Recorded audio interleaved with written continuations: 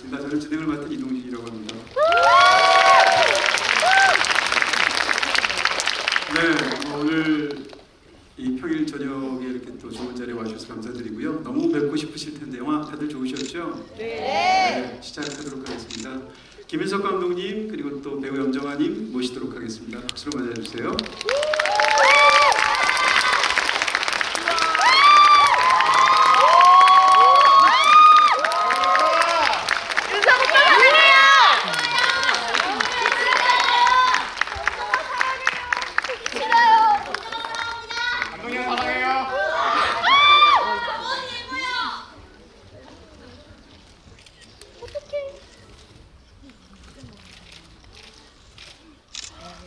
네, 영화도 굉장히 재밌게 보셨다고 하시고 또 듣고 싶으신 말씀 또 그런 이야기 많지 않을까 싶습니다.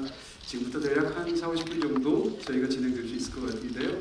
또 미리 좀 안내 말씀을 드린다면 영화의 이제 좀 핵심적인 내용 오늘 이 자리에서는 더 말씀드릴 수 있지만 아이의 어떤 아이가 죽는다는 사실이라든지 혹은 맨 뒤에 부분들 같은 것에 대해서는 스포일러를 좀 약간 어디 가서 이렇게 쓰실 때 자제해 주셨으면 좋겠다 이런 말씀 드리고요.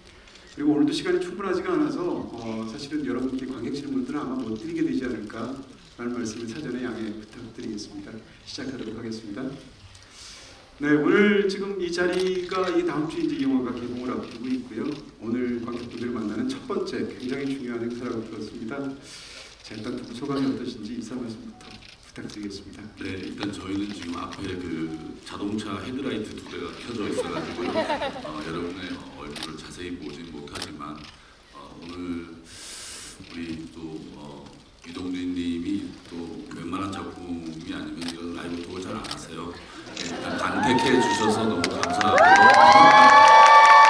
아주 유익한 자리가 될 수 있도록 저도 최선을 다해서 임하겠습니다. 감사합니다. 너무 반갑고요. 오늘 즐거운 시간 함께 하셨으면 좋겠습니다. 고맙습니다. 네, 아마 보셨으니까 영화에 대한 어떤 그런 더 열린 마음, 굉장히 뜨거운 마음을 갖고 계시지 않을까 싶습니다. 이 영화를 처음 봤을 때 저도 비슷한 마음이었습니다. 사실 저는 뭐 한 10여 년 전부터 김인석 씨께서 감독으로 데뷔하는 날을 손꼽아 기다려온 사람이었고요. 그런 기대를 갖고 봤는데 기대보다도 심지어는 더 좋아서 오늘을 굉장히 기다려왔습니다. 자, 일단 이야기를 시작해 볼 텐데 이 영화에 대한 일단 먼저 첫 번째 질문을 감독님께 여쭤보고 싶은데요. 영화에 이제 저는 첫 대사가 어떤 대사가 나올까 이런 걸 항상 신경 써서 보는 편인데 이 영화의 첫 대사가 사실은 주리가 이 식당에 회식을 하고 있는 사람들이 이렇게 넘겨다 보는데 그 안에 들려 나오는 소리가 사실상 영화의 첫 대사입니다. 그때 들려 나오는 제가 들었던 첫 번째 대사가 뭔가 하면 열심히 하겠습니다, 파이팅 이라는 대사가 첫 대사거든요. 야, 이 영화는 감독님의 마음이 그대로 담겨 있는 첫 대사를 쓴 게 아닌가 이런 생각이 들기도 하던데. 자, 그 배우로서는 오랜 세월 저희 관객들에게 정말 많은 좋은 영화들을 선물해 주셨는데 감독으로서 첫 번째 자리에서 어떤 마음이셨습니까? 네, 저는 더 이상 늦으면 안 되겠다라는 생각을 했었고요. 아시는 분은 아시겠지만 제가 연극 연출도 했었던 사람이고 연극 대본도 이렇게 쓰고 했었는데 어느 순간에 되면 더 이상 늦기 전에 영화 연출을 해보고 싶다라고 생각해서 딱 저는 제가 생각할 때 늦지도 않고 빠르지도 않고 가장 적절한 시기가 아니었나라는 생각을 하고요. 이 미성년은 제가 첫 연출 작품으로 선택을 한 이유는 제가 할 수 있는 것은 가장 적절한 내용이다라는 생각이 들었어요. 그러니까 드라마와 캐릭터 순전히 연기만 가지고 끌고 가는 영화를 만들고 싶었거든요. 그래서 여러분께 선보이게 됐고 지금은 뭐 많이 설레이고 떨리기도 하고 아주 복잡 미묘한 심정입니다. 네.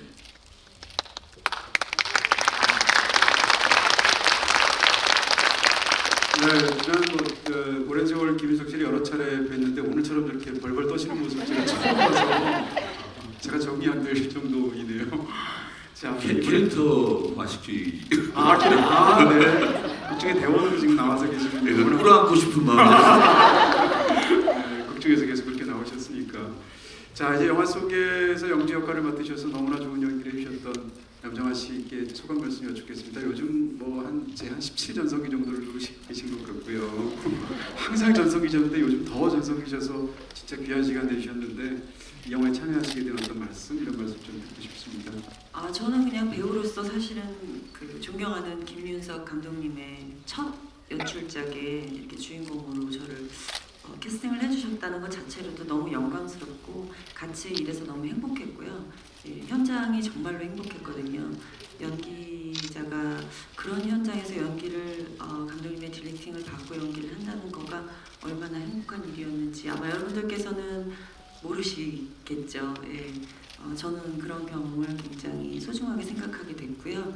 예, 감독님 앞으로 잘 못 뵐 감독님이 될 수도 있겠다는. 네, 제가 절 잊으시면 안 됩니다. 또 데뷔작에 또 이렇게 또 참여하셨으니까 어떤 지분 같은 게 스탁 옵션 같은 게 있으신 거고요. 예, 제 마음속에는 네. 네, 염정아 씨께 이제 그런 말씀 여쭤보게 됩니다. 아무래도 이제 다들 그 일반 감독님들도 물론 연기에 대해서 굉장히 잘하시겠습니다만 그래도 이제 더군다나 김윤석 씨 같은 그런 배우가 감독이 되셔서 영화를 만드는데 내가 주연으로 들어간다라는 것은 한편으로는 굉장히 기분 좋은 일이고 한편으로는 또 부담스럽기도 하셨을 텐데. 네, 부담스러웠어요. 첫 촬영할 때 정말 그렇게 오랜만에 떨어본 것 같아요. 카메라 앞에 서면서 정말 진정이 안 될 정도로 굉장히 벌벌 떨렸었는데 그게 그 장면이 제가 그 미희를 처음 찾아가는 오리집에 찾아가는 장면에서 문을 딱 여는 그 컷이었거든요. 그때 기억이 굉장히 나고 표정을 어떻게 해야 될지 잘 모르겠더라고요. 내가 조금 잘못된 해석을 해서 이 연기를 하면 감독님이 저 속을 다 뚫어보실 텐데 이런 생각이 드는 거예요. 근데 다행스럽게도 그날 굉장히 잘 넘어갔던 것 같아요. 그러다가 이제 좀 적응하시고 나면 이제 신인 감독으로서의 어떤 뭐라고 그럴까요? 좀 걸리는 부분 같은 건 없으셨어요? 자, 천하의 김윤석 선배이시지만 예를 들면 감독이 되니까 신인은 신인이구나 뭐 이렇게 느끼신 거 없죠? 그런 거는 없었고요. 제가 그냥 저는 같이 작품을 두 작품을 했었는데 그 전에 같이 연기한 적이 없어요. 붙는 씬이 없어서 그래서 그냥 막연히 그냥 스크린으로 봤던 김윤석 선배님의 이미지는 굉장히 좀 마초적이고 예, 그 카리스마가 너무 넘치시고 이러실 거라고 생각을 했는데 너무 다정하시고 세심하게 모든 걸 신경 써주시고 소녀인가? 이런 생각이 드는 예, 그런 부분이 있으셨어요. 그래서 현장이 정말 우리 여자 배우들만 4명이 있었는데 같은 동성끼리 촬영하는 것처럼 편안했다고 할까요? 예. 윤석이 언니 좋으시겠어요? 진짜 이게 그 배우 감독으로서의 장점을 많이 얘기해 주시고 언제나 이렇게 현장이 편하고 배려해 주셨다고 하지만 제가 볼 때는 이 베테랑 배우분들이 정말 신인 감독을 잘 배려해 주신 것 같아요. 그렇게 해주시고 또 우리 신인 또 배우 주리와 유나는 또 신인 배우들이잖아요. 같은 신인으로서 동료애를 느끼면서 정말 행복했던 현장이었던 것 같습니다. 네, 이 영화가 어제 사실상 이제 공식적인 처음 뚜껑을 열었습니다. 기자 언론 시사회를 어제 열었고요. 그리고 또 저녁에 VIP 시사회를 통해서 낮에는 이제 영화 전문가들 그리고 저녁에는 감독님의 선배 후배들 또 수많은 동료 배우들이나 감독님들 많이 와서 보시고 또 자리를 가지셨던 걸로 들었는데요. 끝나고 나서 그럼 감독님들하고도 이렇게 자리를 가지셨겠네요. 네. 어떤 이야기를 들으셨습니까? 이 영화에 대해서? 일단 가장 인상적인 멘트를 날린 사람은 남한산성 수상한 그녀를 감독한 황동혁 감독님인데요. 네, 감독님은 이런 예상을 하고 오셨대요. 전혀 이 내용도 모르고 오셨는데 아주 자기적인 아트 무비로 나를 괴롭힐 거니까 참고 가자 이렇게 생각했다고 하더라고요. 알 수 없는 철학의 그 아트 무비로 근데 영화가 그렇지 않은 걸 보고 굉장히 놀랐다고 하더라고요. 그래서 나라는 사람을 이 사람이 좀 너무 고매하게 생각하고 있나. 그게 제일 기억이 나시는군요. 근데 저도 약간 그렇게까지는 아니어도 영화를 보면서 굉장히 놀란 부분이 있었습니다. 왜냐하면 김윤석 씨가 사실 언젠가는 감독 하실 것이다 감독님이라고 생각은 했었습니다만, 왜냐하면 그동안 이제 저도 다른 감독님들을 만났을 때 인터뷰를 할 때 배우분들 중에서 어떤 분이 감독하면 가장 잘하실 것 같으세요? 이런 질문 굉장히 많이 했거든요. 근데 많은 분들께서 다 김인석 감독님을 이야기해 주셨었습니다. 근데 사실은 그동안 그 연기를 하시면서 예를 들어서 이제 면정학 같은 한국 영화에서 가장 먼저 떠오르는 악역하시기도 하고 또 뭐 수많은 어떤 그 강한 캐릭터를 연기하셔서 사실 전 영화가 카리스마 넘칠 줄 알았거든요. 근데 어떻게 보면 이런 소재를 가지고 이렇게 다정하고 이렇게 섬세하고 이렇게 한편으로는 귀엽고 웃기고 거기다가 마지막에는 뭉클하게 만들어주는 영화를 만드신다는 게 굉장히 놀라운 측면이 있었습니다. 이런 이야기를 첫 번째 더군다나 데뷔작으로 만드신다는 건 좀 쉬운 선택이 아니었을 텐데 이걸 내가 감독 데뷔작으로 만들어야겠다 이렇게 처음 생각하셨던 마음이 있으셨다면요. 제가 2014년도 겨울에 이 아시는 분은 아시겠지만 이 연극 원작인데요. 그게 정식으로 공연된 건 아니고요. 젊은 연극인들이 이제 모여서 창작 희곡 발표회 같은 것들이 있었어요. 젊은 연출가, 젊은 배우, 젊은 작가들이 모여서 하루에 한 4번 정도 공연, 그러니까 공연 시간은 한 50분 정도, 무대 세트도 없고 거의 그냥 배우들이 대본을 외워서 시연하는 정도의 공연이었는데 제가 우연히 그 자리에 있었고 그 중에 한 작품을 보게 됐는데 그것이 미성년이었습니다. 그 작품을 보면서 저는 되게 저의 어떤 그 캐릭터, 연기했던 캐릭터와 달리 그걸 보면서 이거야말로 내가 첫 번째 연출작으로 가장 어울리는 내용이다라고 저는 생각을 했어요. 믿지 않으시겠지만 이 영화의 그러니까 이 이야기의 어떤 부분이 가장 이건 진짜 영화를 만들고 싶다라는 뭐 감정이라든지 순간이라든지 캐릭터라든지 이런 거였습니까? 제가 어떤 목마름이 있었어요. 어떤 목마름이 있었는가 하면 정말 옆에 계셔서 그런 게 아니라 우리나라 중견 여성 배우분들이 연기를 얼마나 잘하는지 한번 보여주고 싶은 이 신인 감독의 패기가 있었어요. 왜 그런가 하니까 샤를리즈 테론, 뭐 할베리, 뭐 나오미 와츠랑 이런 조디 포스터 이런 배우분들이 이제 이게 모델 출신들도 계시고 또 아역 배우분들도 있는데 그분들이 중견이 되면서 아주 비주얼 배우라는 이런 느낌을 아예 일가를 해버릴 정도로 너무나 멋있게 아카데미 연기상을 다 휩쓸었잖아요. 몬스터볼, 그다음에 디 아워스가 그래서 제가 이런 자리를 만들어만 주면 우리 배우들은 해낼 수 있는데 왜 그런 자리가 아니라 잠깐 좀 더 들어가자면 직업을 설명하는 시간과 캐릭터를 설명하는 시간들에 너무 낭비되고 있다. 그래서 저는 그런 것들을 좀 배제하고 개인 속으로 들어가는 정말 연기를 한번 선보이고 싶다라는 그런 욕심이 좀 있었습니다. 이 영화에서 제가 가장 야심차게 노리는 장면들이 그런 부분이었습니다. 솔직히. 네, 그 부분과 관련돼서 염정아 씨께 여쭤보고 싶은 부분이 있습니다. 사실은 이 배역이 처음 봤을 때는 우리가 굉장히 이런 캐릭터를 많이 본 것 같다라는 생각을 하게 되는데 진행될수록 그렇지 않게 보이고요.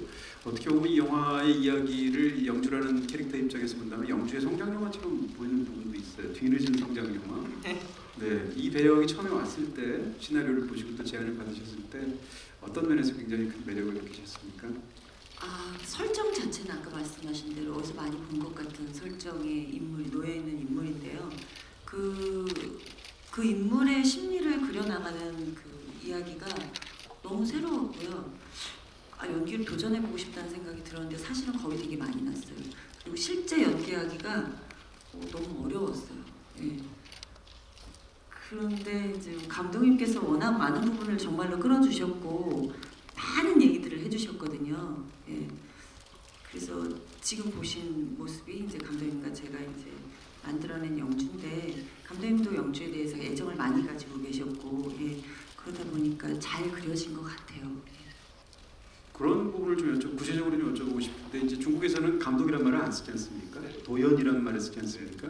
이끌던 자에다 연기연자를 써서 결국은 감독하는 일 중에 가장 중요한 게 배우가 호흡하는 것이다라는 뜻일 텐데 더군다나 이제 이 영화를 만드시면서 이 영화를 보면 저는 가장 좋은 것들이 워낙 뛰어난 배우들이기도 하지만 그 배우들이 각각도 좋지만 나와서 더 앙상블이라고 볼까요? 그런 부분에서 굉장히 놀라운 부분들이 있습니다. 그래서 이제 구체적으로 어떤 장면들을 연기하실 때 감독이기도 하면서 또 동료 연기자이기도 한 김윤석 감독님께 적극적으로 아마 소통하지 않으셨을까 싶은데 장면을 한번 예를 들어줄 수 있으신가요? 극 중에서 대원과 영주가 만나는 씬이 있어요. 그 무릎 꿇고 있다가 뭐 머리 했어? 뭐 이런 그 씬인데 그 씬이 가만히 보시면 한 컷이에요. 그 정도로. 롱테이크죠. 예, 한 컷으로 찍었는데 저희가 그때 테이크를 몇 번 했죠? 꽤 많이 했던 것 같아요. 7번이가 될 것 같습니다. 네. 그러면서 점점 잘 잡아 나갔던 것 같아요. 맞추면서. 예. 그때 경험이 저는 굉장히 신기하면서도 처음 해보는 경험이었고요. 감독님하고 그 전에도 연기를 같이 해본 적이 없어서 어떤 배우일지 굉장히 궁금했었는데 그날 많은 걸 느꼈습니다. 예. 그 장면 기억 너무 잘 나시겠어요? 그 찍으셨을 때. 네, 그게 이제 핸드헬드라고 하는데 이제 로닌이라는 어떤 그 기계 스타디캠하고 핸드헬드 사이 정도의 어떤 그 균형감을 가진 기계로 이제 그 촬영 감독이 이걸 들고 찍어야 되거든요. 굉장히 무겁기도 하고. 근데 이제 이 장면은 촬영 감독하고 이건 원신 원테이크다 이런 생각을 하고 갔는데 그 보시면 분들은 아시겠지만 조명이 어둡잖아요. 조명이 어두우면 포커스가 잘 나가거든요. 그러다 갑자기 커튼을 팍 치면 빛이 또 팍 들어오고 이런 콘트라스트가 또 굉장히 나. 그래서 이게 굉장히 실수를 많이 왜냐면 원신 원테이크 때문에 처음부터 다시 찍어야 되거든요. 굉장히 정성스럽게 찍었는데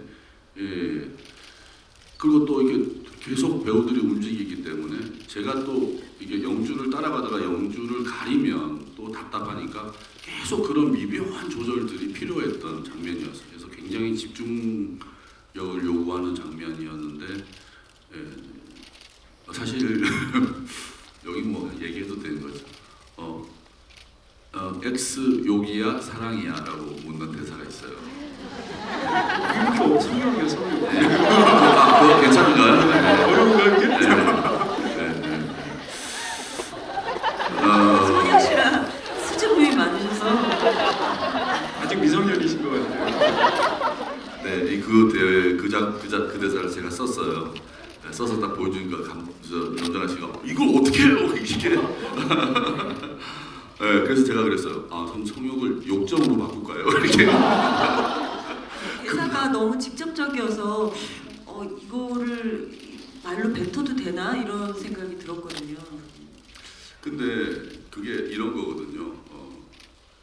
그 영주가 네 식으로 얘기해줄게. 성욕이야 사랑이. 이런 느낌이거든요. 너네는 이걸 구분짓는 인간들이잖아.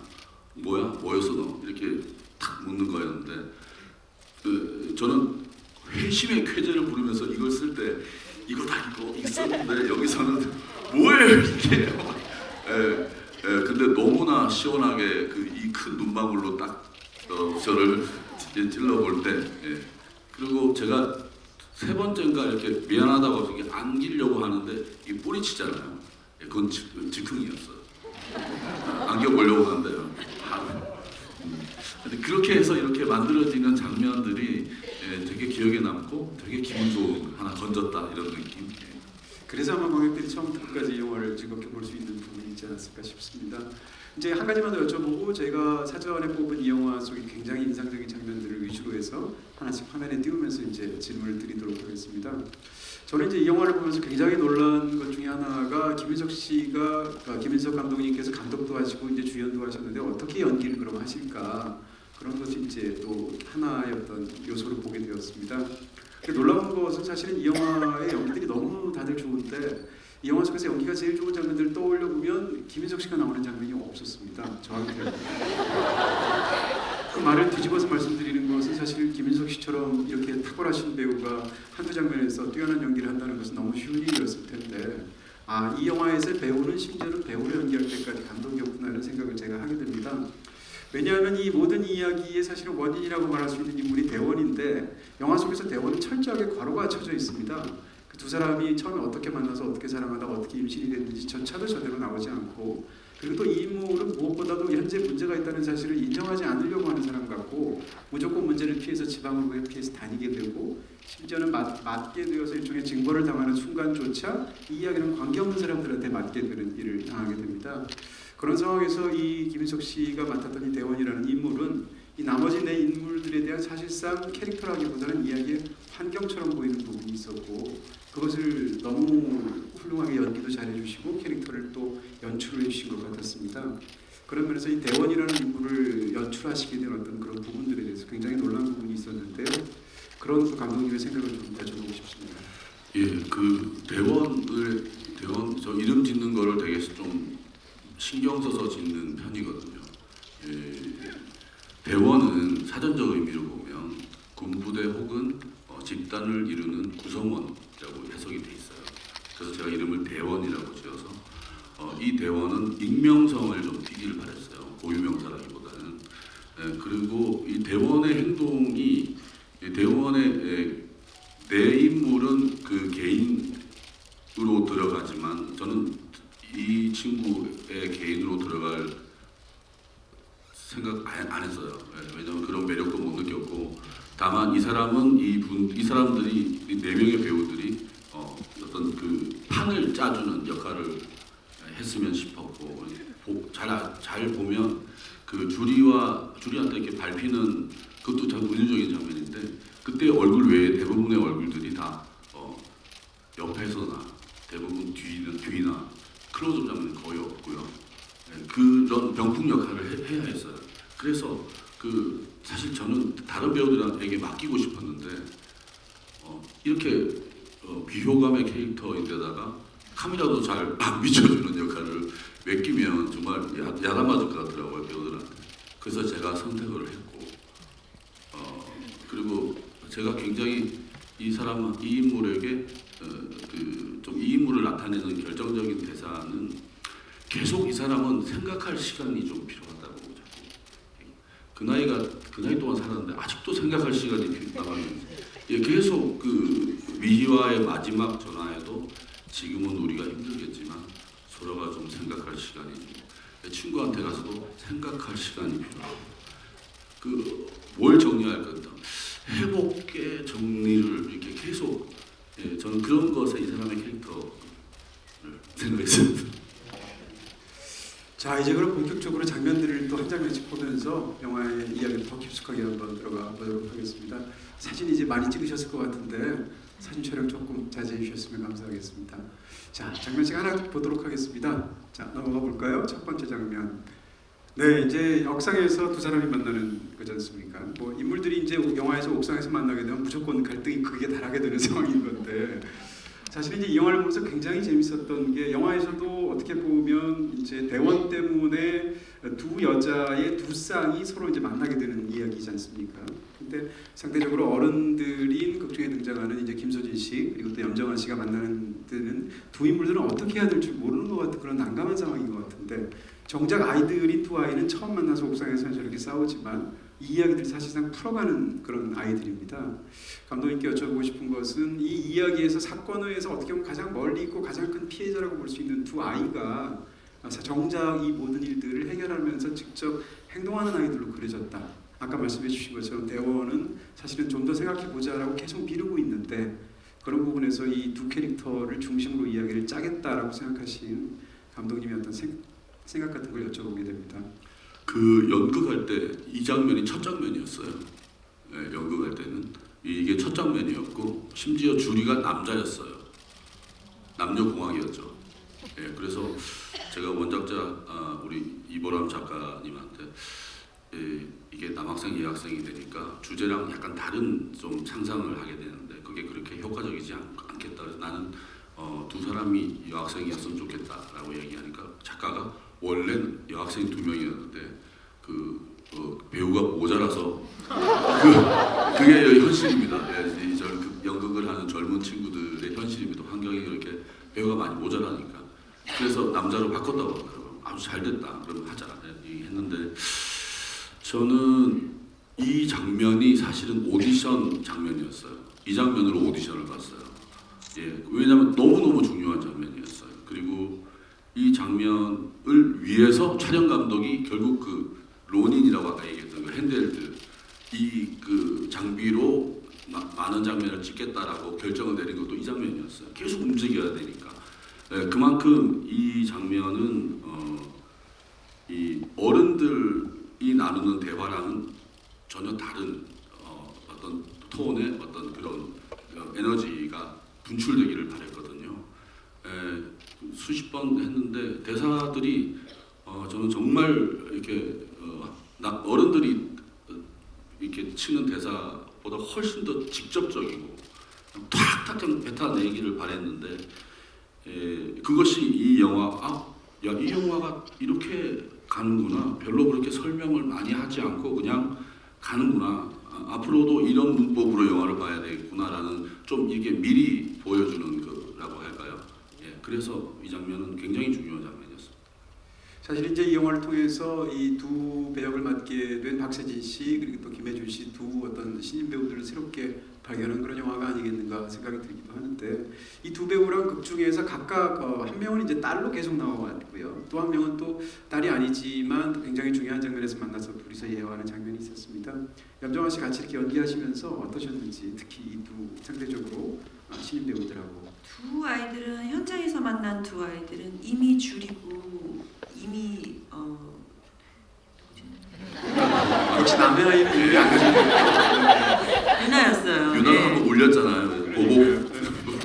유나가 저를 울렸죠. 예. 그래서 오히려 도움을 받았으면 받았지. 예. 정말 미리 감독님하고 연습을 많이 했던 걸로 알고 있거든요. 예.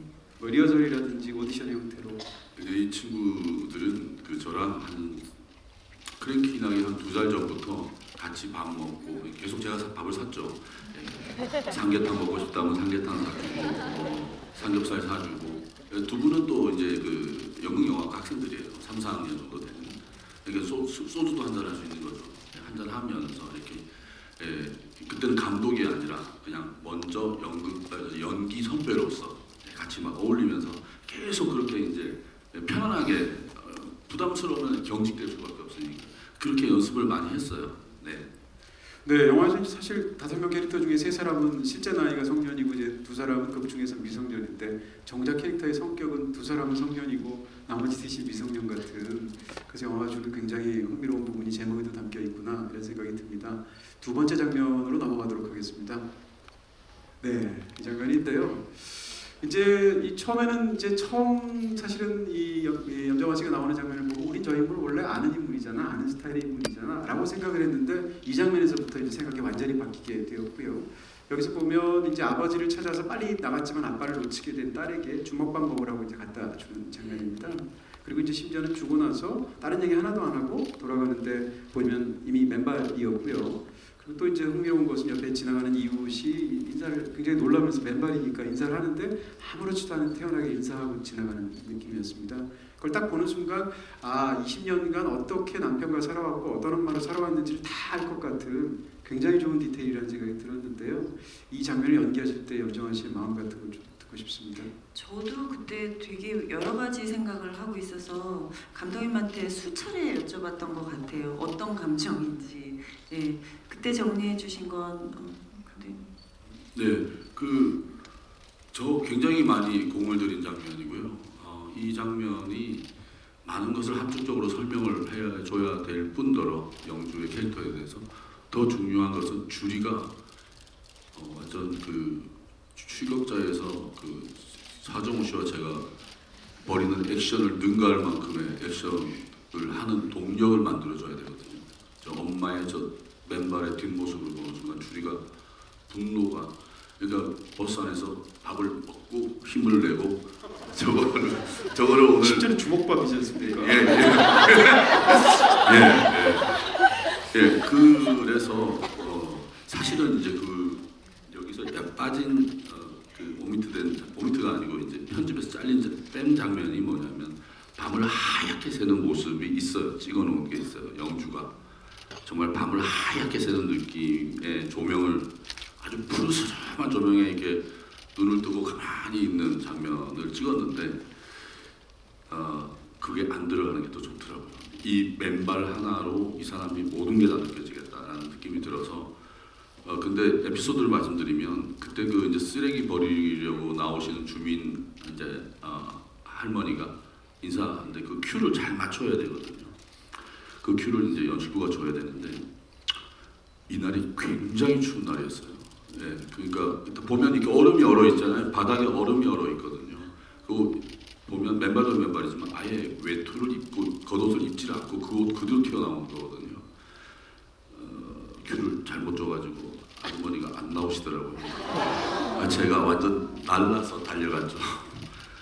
네, 그래가지고 하여튼 찍었던 제가 굉장히 좋아하는 장면 중에 하나가 이 장면입니다. 찍을 때 너무 추워서 더군다나 맨발로 연기하셨고. 예, 근데 되게 추웠는데 감독님이 너무 그런 것들을 배려를 해주시니까 저는 그게 더 불편한 거예요. 왠지 내면 안 되겠구나. 네, 네. 쟤네들 혼날 텐데요. 어떡하지? 이게 아주 그 요령이 좋은 거죠 제가. 불쌍하게 보여서 감독이 그렇죠. 네. 자 다음 장면 넘어가보도록 하겠습니다. 참 명장면이었는데요. 네, 이 장면 많은 분들 너무 좋아하셨죠. 저를 보면서 야 어떻게 저렇게 말도 안 되는 대사만 하는데 어떻게 다 저렇게 웃길까 하면서 이정은 씨가 맡아서 배우를 해주셨습니다. 근데 이 영화에서 이제 그 중심을 이루고 있는 5배우들이 아주 단단한 연기들이 있고 그리고 이제 연기를 굉장히 잘하시는 분들이 한 역할을 한 장면씩 맡아서 완전히 해결해 주는 것 같은 이 장면에서 이제 이정은 씨나 그다음에 아빠 역으로 나왔던 그 이준 씨나 그다음에 또 김희원 씨나 이런 분들이겠죠. 이런 분들은 이제 어떻게 캐스팅하시게 되셨고 오래나마 인연이 있지 않을까 이렇게 추측을 하게 되는데요. 그다음에 또 이런 방식으로 이분들이 연기를 정말 그야말로 날개를 이렇게 뻗어서 비행을 하듯이 그렇게 멋진 연기들을 능숙하게 하셨는데 감독님 마음은 어떠셨는지 여쭤봅니다. 일단 그 배우들은 저하고 공통점이 있죠. 다 연극 배우들이라는 거. 네. 그러니까 정은 씨 같은 경우는 정은 씨가 23살 때부터 제가 알고 있었어요. 정은 씨를. 그러니까 진짜 20년이 넘는 세월 동안 이미 연극판에서 다 알고 있던 배우들이고 김희원 씨도 마찬가지고 이 배역을 염혜란 씨도 나오잖아요. 저희 영화에 또 엽산모의 엄마로 두 분에게 다 이렇게 배역을 이렇게 시나리오를 보냈는데 염혜란 씨가 방파제 아줌마 내가 하면 안 될까요? 그러더라고요. 네. 그래서 제가 그건 정은이가 먼저 하기로 했는데 네 알겠습니다. 언니가 한다면요. 정은이 언니 하거든요. 그래서 그렇게 했는데 저는 이 장면에서 사실 이 에피소드하고 비슷한 일을 제가 직접 당했어요 옛날에. 네, 제가 한때 낚시를 좋아해서 낚시를 이제 친구랑 이렇게 낚시를 하는데 약주를 거나하게 드신 그 주민 아주머니 한 분이 오셔가지고 자리세를 내라고 하더라고요. 근데 저쪽에 보니까 구멍가게 쪽에 저기 평상에 방금 이분 아주머니 같은 분들이 한 8분 정도가 앉아서 약주 드시면서 진짜 무서워서요. 빨리 내라 그래. 저쪽에서 그러시고 가만히 이렇게 신트림을 하시면서 가만히 있는데 친구랑 저랑 빨리 주고 보내드리자라는 생각밖에 안 들었어요. 그래서 그게 떠올랐는데 이 대원이 어떻게 보면 타지잖아요. 타지에서 저는 약간 이런 생각을 했습니다. 이 사람 대원이가 이제 그 70년대생의 중년이라면 여기 보면 또 이제 또 오토바이 쪽들이 좀 나오죠. 10대 아이들. 그리고 이건 이제 정신 나이는 어리지만 여기서 할머니가 지고 있는데 요 사이에 끼어서 당하는 느낌을 좀 보여주고 싶었어요.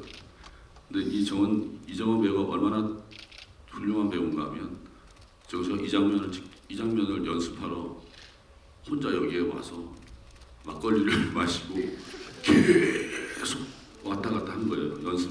네, 그래서 탄생한 이정은의 모노드라마 주변에서 아무도 건드릴 수가 없었겠어요. 포스를 생각하면. 그렇죠. 네. 이런 식으로 이제 참 이 영화는 정말 연기 보는 재미가 대단한 그런 영화가 아니었나 싶습니다. 네 번째 장면인데 제가 이 영화에서 제일 좋아하는 장면입니다. 한번 보시겠습니다.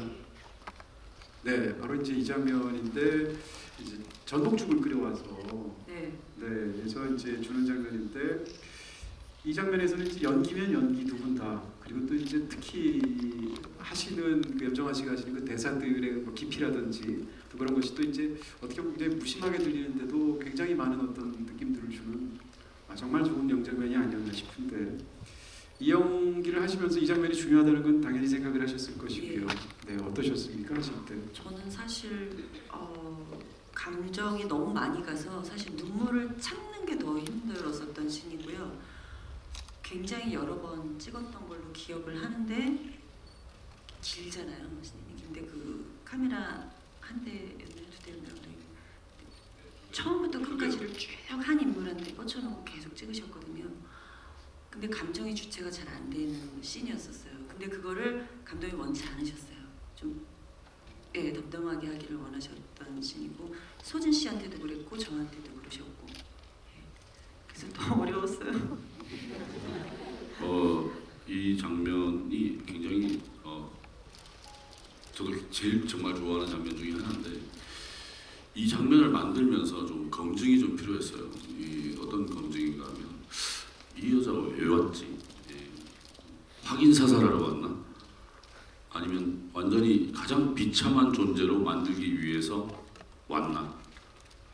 그런 부분들이 아니면 본인이 어쨌든 미필적 고의로 뭔가가 어떤 일이 일어났기 때문에 그 죄책감 때문에 왔는지는 잘 모르겠어요. 정확하게 답은 못 내렸어요. 그러나 일단 둘이를 만나게만 만들면 뭘 해도 되겠다라는 생각이 들었었어요. 그래서 이렇게 했는데 염정아 씨는 정말 눈시울이 붉어지고 막 눈물이 날 듯 하면서 막 잘 참았는데 우리 소진 씨는 정말 줄줄줄줄 흘렀거든요. 근데 그게 너무 좋아서 사실은 스태프들이 다들 막 그냥 침묵 속에서 그냥 다다닥 집중을 했는데 그 편집을 하면서 눈물이 흐르면 안 되겠더라고요. 그래서 딱 맺히면서 그냥 거기서 딱 커트를 시켰습니다. 네. 대사 중에서도 그 딴 데 갈 데가 여기밖에 없어서라는 대사도 참 너무 좋았기도 하고 촬영 이 장면이 특별히 또 찍으시면서 어렵거나 이러진 않으셨습니까? 저는 처음에 제가 연기를 할 때 감독님이 해보라고 하셨을 때 그 대사를요 갈 데가 없어서 왔다는 얘기를 전 정말 좀 화가 나서 뱉었었던 기억이 나요. 우리 감독님께서 그렇게 하지 말고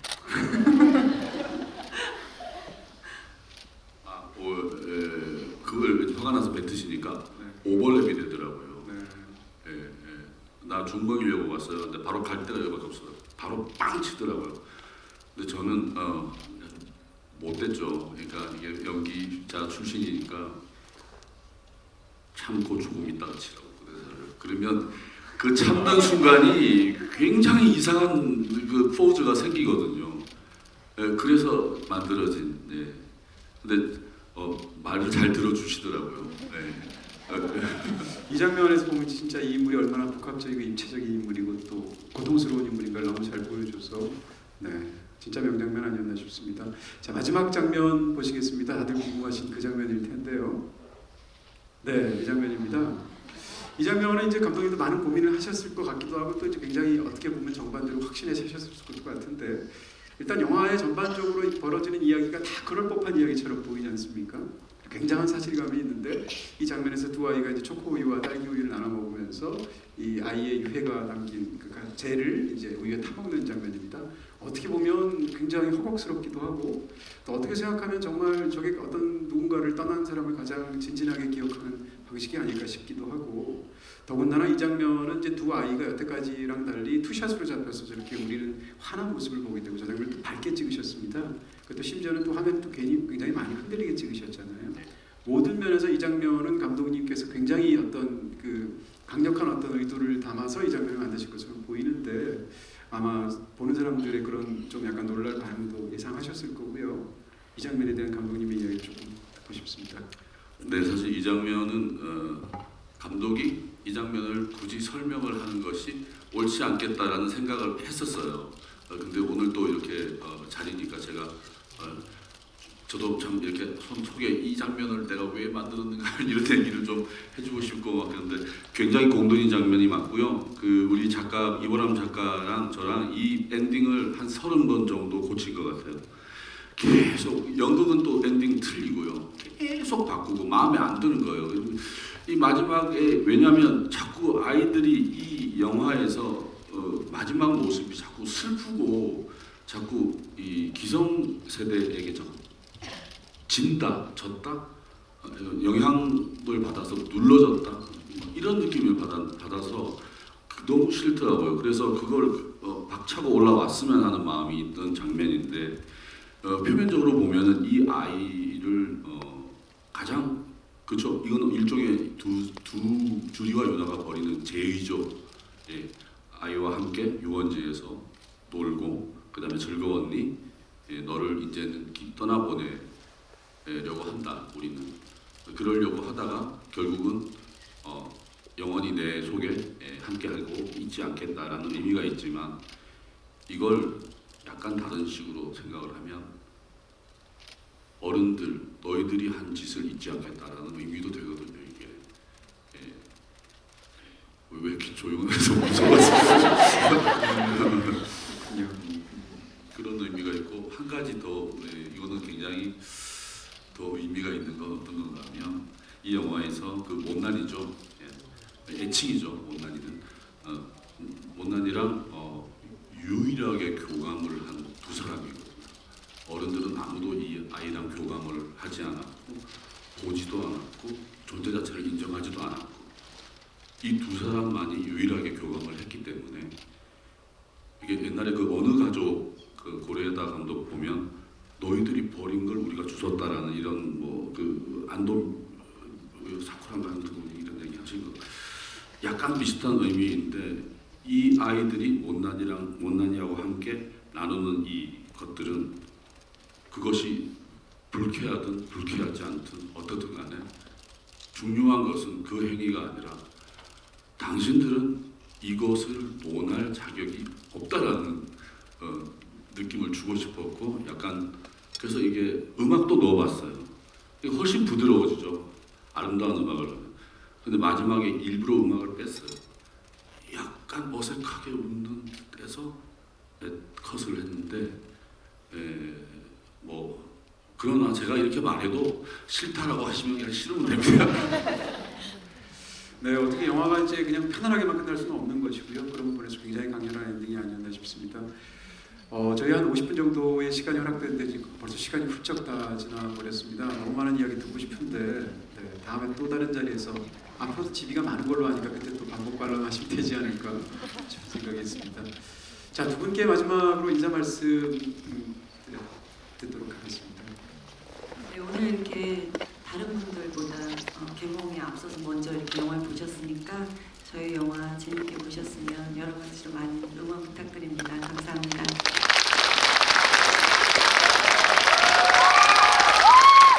네, 너무 감사드리고요.